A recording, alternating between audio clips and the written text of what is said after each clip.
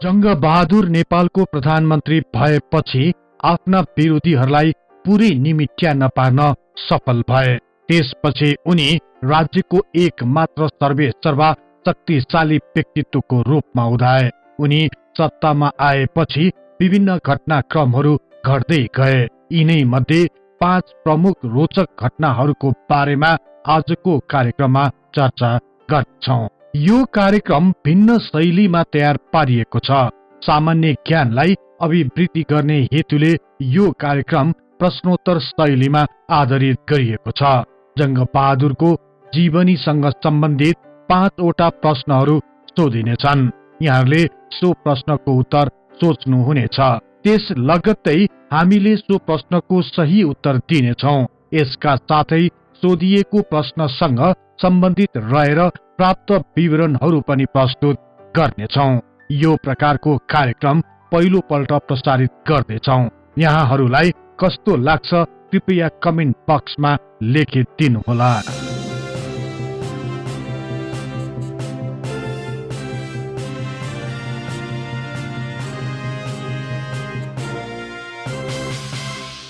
आजको यो प्रश्नोत्तर कार्यक्रमको पहिलो प्रश्न छ, जंगबहादुरका जेठा छोरा को थिए? सम्भावित उत्तरहरू क जगतजंग, ख भीमजंग, ग पद्मजंग र घ रणवीरजंग। यी 4 मध्ये जंगबहादुरका पहिलो छोरा को थिए? जगतजंग, भीमजंग, पद्मजंग र रणवीरजंग मध्ये को जेठा छोरा हुन्? यहाँहरूले यो प्रश्नको उत्तर सोचिसक्नु भयो होला। अब हामी सही उत्तरतिर लागौं। जंगबहादुरका जेठा छोरा भीमजंग थिए, अर्थात ख भीमजंग सही उत्तर हो। जंगबहादुर नेपालको प्रधानमन्त्री बन्नुभन्दा धेरै वर्ष पहिले नै अर्थात विक्रम सम्वत 1885 साल वैशाख 30 गतेका दिन काजी प्रसाद सिंह बस्नेतकी छोरी प्रसाद लक्ष्मीसँग विवाह भयो। विवाह भएको समयमा जंगबहादुरको उमेर केवल 11 वर्ष मात्र थियो। यो समयसम्म जंगबहादुरको परिवार निकै सम्पन्न थिए। तर विक्रम सम्वत 1894 साल असार 11 गते भीमसेन थापालाई विभिन्न आरोप लगाई पदबाट वञ्चित गरेपछि जंगबहादुरको परिवारमा पनि दुःखका दिनहरू सुरु भए। जंगबहादुरका पिता बाल नरसिंह कुँवर भीमसेन थापाका निकट रहेकाले नेपाल सरकारले उनको सर्वस्व हरण गर्नुको साथै पदबाट समेत मुक्त गरे। यही समय ताका नै जंगबहादुरको प्रसाद लक्ष्मीबाट जेठा छोरा भीमजंगको जन्म भयो। तर भीमजंग जन्मेको 2 वर्ष पनि नपुग्दै उनकी आमा प्रसाद लक्ष्मीको मृत्यु भयो। सर्वस्व हरण भएपछि जंगबहादुर सहित उनका परिवारका सदस्यहरू भने कामको सिलसिलामा भारततिर पलायन भए। यसको केही वर्षपछि नै जंगबहादुर कामको खोजीमा नेपाल पसे र उनले नेपालको तराई क्षेत्रमा आएर जंगली हात्ती पक्रने काम सुरु गरे। विक्रम सम्वत 1896 साल तका राजा राजेन्द्र विक्रम तराईमा हात्ती खेदा गर्न आएको बखत जंगबहादुरले पनि सोही समूहमा सामेल हुने मौका पाए। यसै ताका उनले देखाएको बहादुरी र वफादारीताका कारण राजा राजेन्द्र विक्रमले उनलाई कप्तानको दर्जा दिई सेनामा भर्ना गरे। यसपछि भने जंगबहादुर राजा रानीका अनन्य भक्त भई काम गर्दा गर्दै राजदरबार भित्रको एक महत्वपूर्ण व्यक्ति बन्न सफल भए। यसपछि कोत पर्व भयो र उनी नेपालको सर्वोच्च पदमा पुग्न सफल भए। विक्रम सम्वत 1924 साल मंसिर ताका श्री जंगबहादुरले सर्वप्रथम राणाजीहरूको रोल क्रम बनाए। उनले आफ्ना उत्तराधिकारीहरूको नाम क्रमबद्ध गरी सो रोल क्रम सार्वजनिक गरे। सो रोल क्रममा भीमजंगका अन्य भाइहरूलाई राम्रो स्थान दिएको भए तापनि उनलाई भने सामेल गराएनन्। सधैँ बुबाको आज्ञालाई शिरोधार्य गर्ने जेठा छोरा भीमजंग कुँवरले बुबाको सो रोल क्रम पक्षपातपूर्ण भएको अनुभव गरे। यसभन्दा अघि सधैँ चुप लागेर बसेका भीमजंग अब भने केही भन्नै पर्ने निचोडमा पुगे।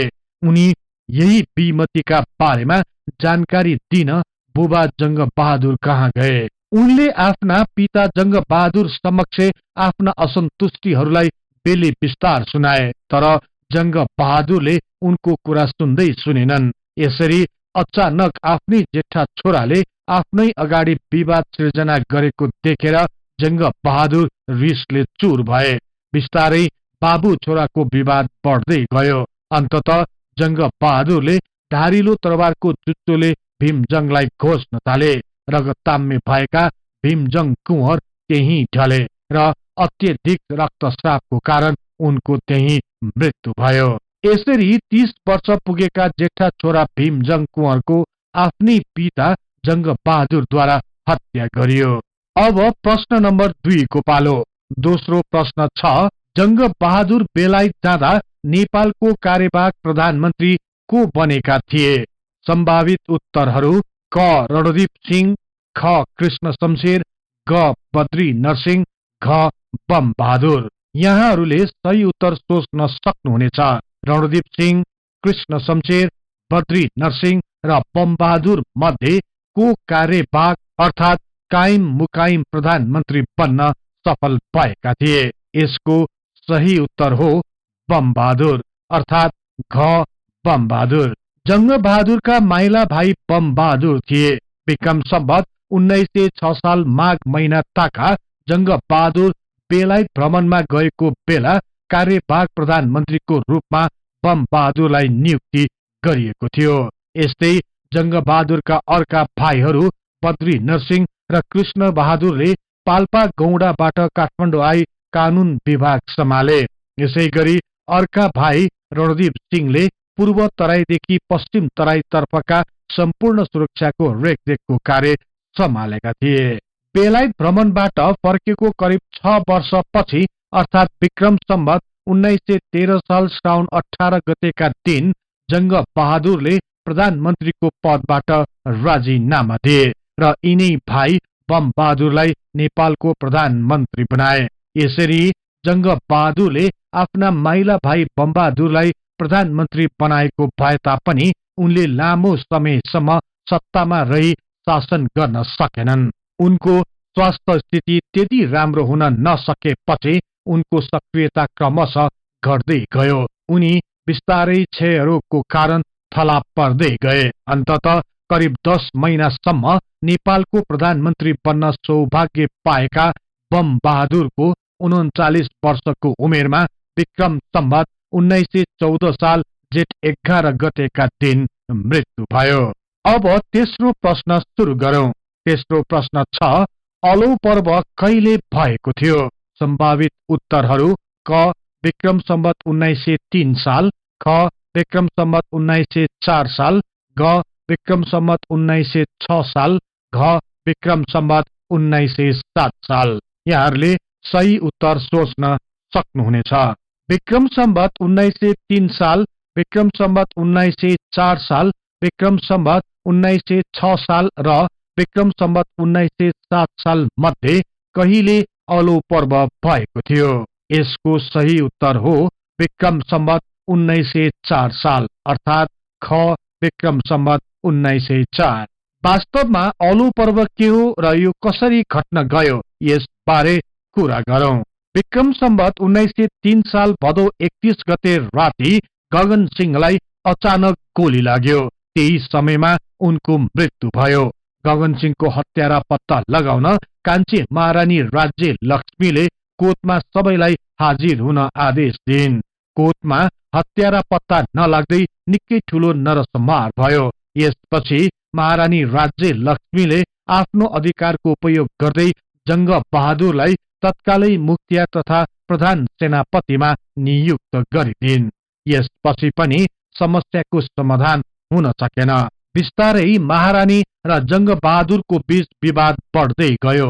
अन्ततः महारानीले जंगबहादुर तथा अन्यहरूलाई मार्ने षड्यन्त्र गरेको न्यू पारी उनीबाट राजकीय अधिकारहरू खोसी उनलाई सत्ताबाट पदच्युत गरियो। यसपछि महारानी राज्य लक्ष्मी नजरबन्दमा परिन्। नजरबन्दमा नै रहेकी बेला महारानी राज्य लक्ष्मीले बनारसतिरै गएर बाँकी जीवन बिताउने प्रस्ताव अघि सारिन्।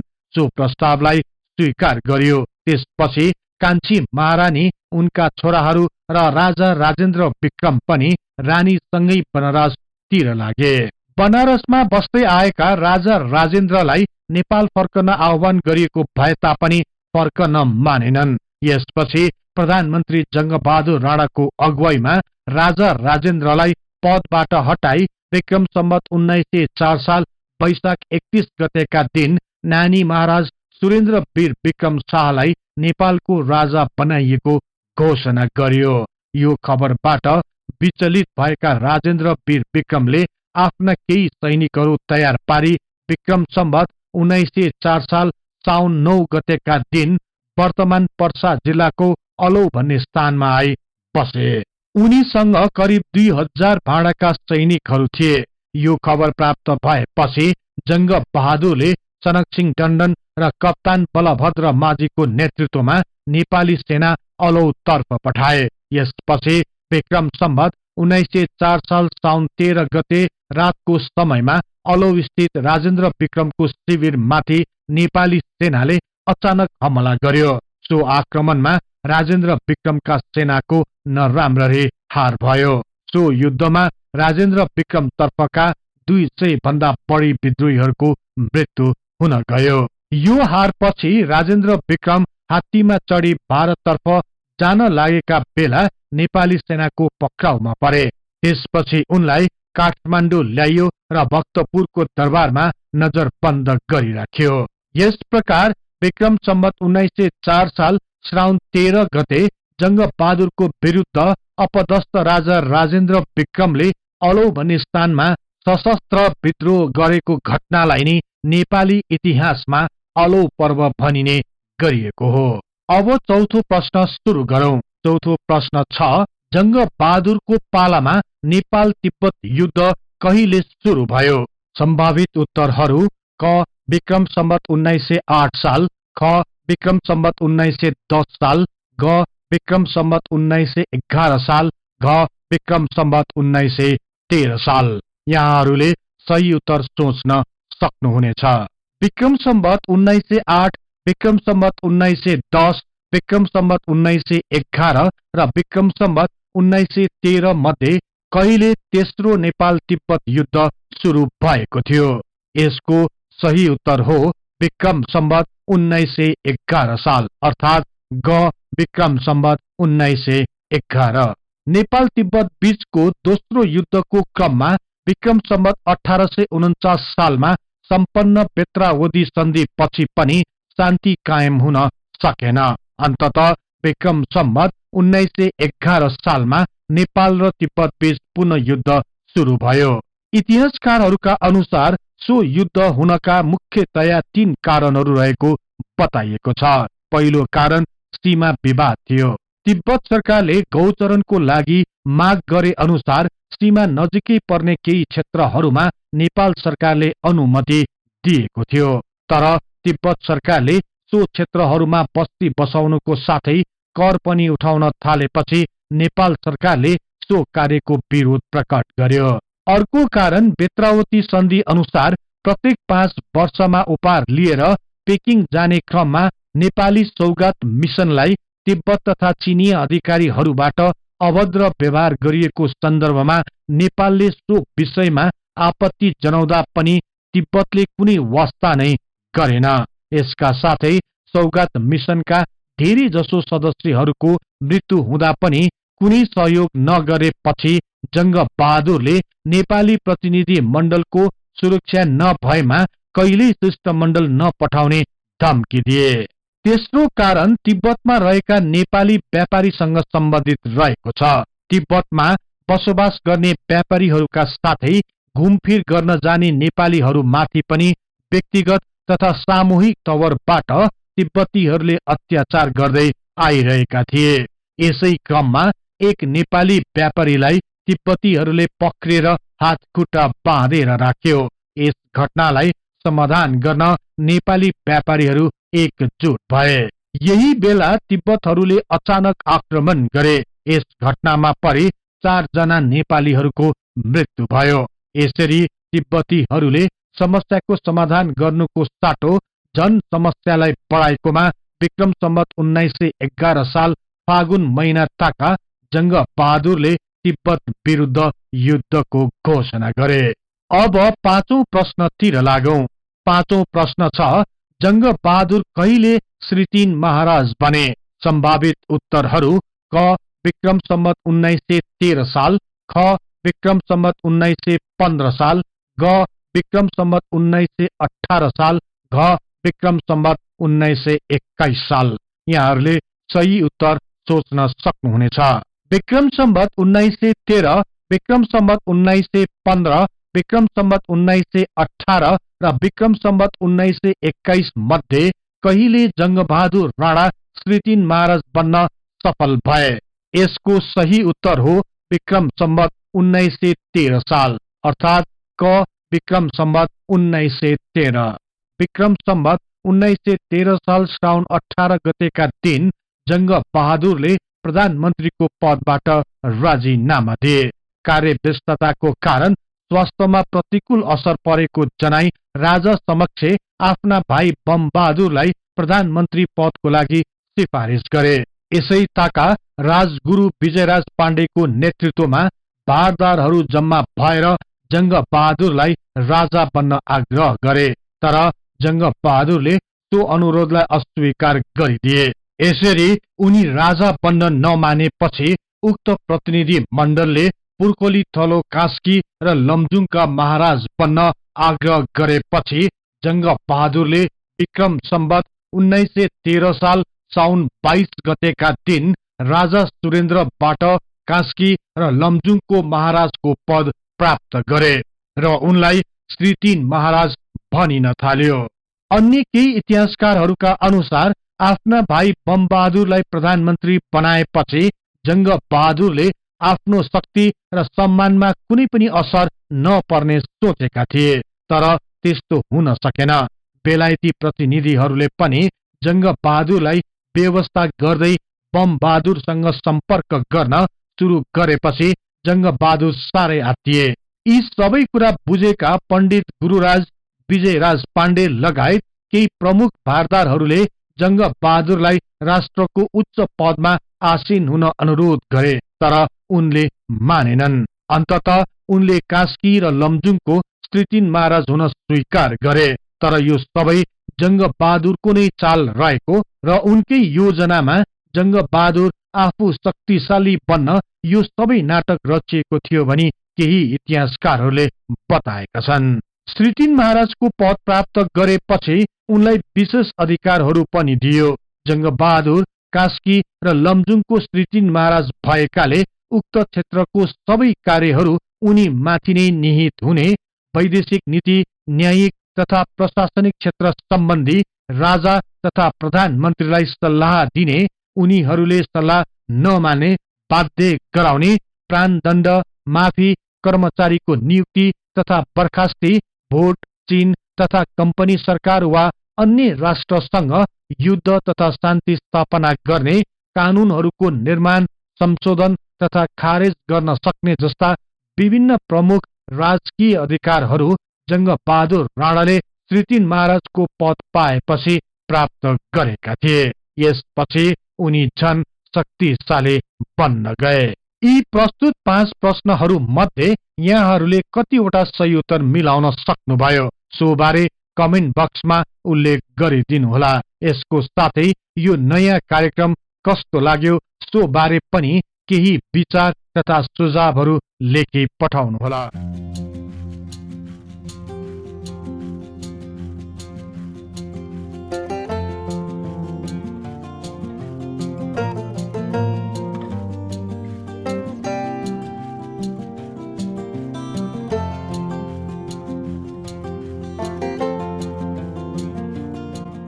यो कार्यक्रम यहाँहरूलाई कस्तो लाग्यो कृपया कमेन्ट बक्समा लेखी पठाउनुहोला। यस्तै रोचक तथा तथ्य इतिहासको लागि हिस्ट्री इन नेपाली च्यानललाई सदैव सम्झनुहोस्। इतिहासको कुनै पनि कालखण्डबारे तपाईलाई सुन्न र बुझ्न चाहना राख्नु भएको छ भने तल रहेको कमेन्ट बक्समा उल्लेख गर्नुहोस्। हामी सो बारे प्राथमिकताका साथ कार्यक्रम बनाउने नै छौं। जाँदा जाँदै यस च्यानललाई लाइक, शेयर र सब्स्क्राइब गर्दै बेल आइकनमा क्लिक गरी हाम्रो यो तथ्य इतिहासको बारे ज्ञान प्रसार गर्ने लक्ष्यलाई साथ दिनुहोस् भन्दै अर्को कार्यक्रममा फेरि भेट्ने बाचा गर्दै म सार्थक नेपाल बिदा हुन्छु।